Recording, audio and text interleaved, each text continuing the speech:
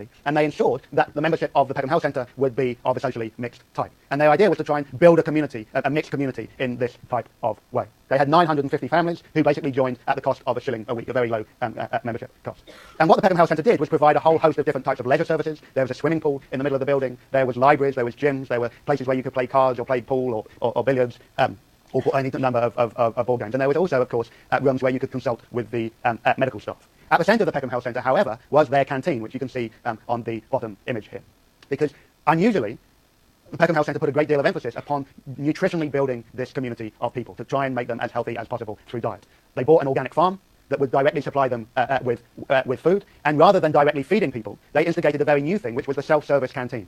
Okay? Now the idea, as you can see here, is that people weren't handed out food. People had to choose which foods they were going to eat themselves. They had to be active in the construction of their own health, not just by choosing what forms of exercise programs to be engaged in, but also by actively choosing their own foods.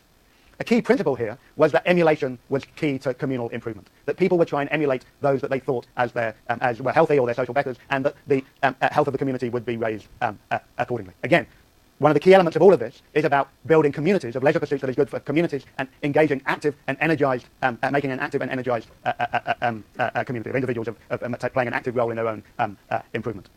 The Peckham Health Centre basically closed down during the Second World War, but it provided a model that would become very influential in Britain from the 1940s and the 1950s. If you go to any provincial town in Britain, you'll still see leisure centres, for instance, which are basically adaptations of the Peckham Health Centre model. And of course, this model of preventive health is something that the National Health Service, when it was created in 1947, tries to take seriously.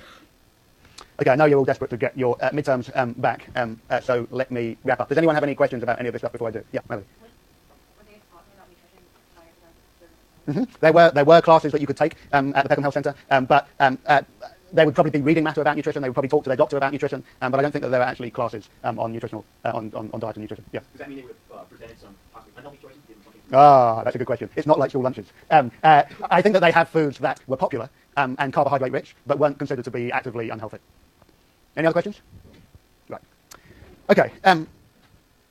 This is a pretty easy lecture to wrap up. Okay, so the first point that you've got to get is that this is a sort of third concern about the state of Britain between the wars. That many people think that there's an impending political crisis with the threat of Bolshevism and fascism, and that that threat is worsened by the development of commercialized forms of mass culture. In many ways, you can see these attempts to rebuild socially responsible forms of leisure as not that dissimilar to Keynes's attempt to find a middle way between socialism and the free market. They're all attempts to try and find a middle path between pursuits that people think are important and new, educated, informed forms of leisure practice. Now, one of the issues that you're going to have to grapple with over the next month of this class is the degree to which the 20s and the 30s represent a break away from liberalism. That's the conversation that I've been trying to get across to you about whether the First World War represents a move away from the forms of liberalism that had predominated in the Victorian period. Okay, whether we see in the 20s and the 30s the turn towards a more socially orientated vision that would become known after the Second World War as social democracy.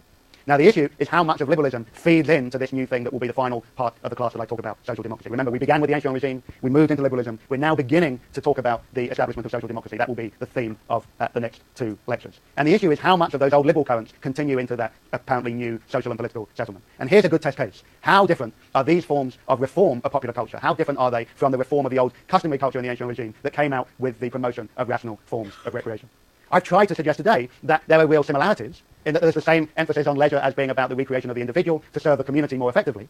But I've also been emphasizing that communal nature. So now it isn't a Samuel Smiles, you've just got to make yourself of good character through rational recreation. Now you have to use your leisure in socially responsible ways for the better health of the community as a whole and of democratic life generally. And that, I think, is the real difference, and it's a difference that is importantly made possible by the advent of democracy in 1918 and 1928.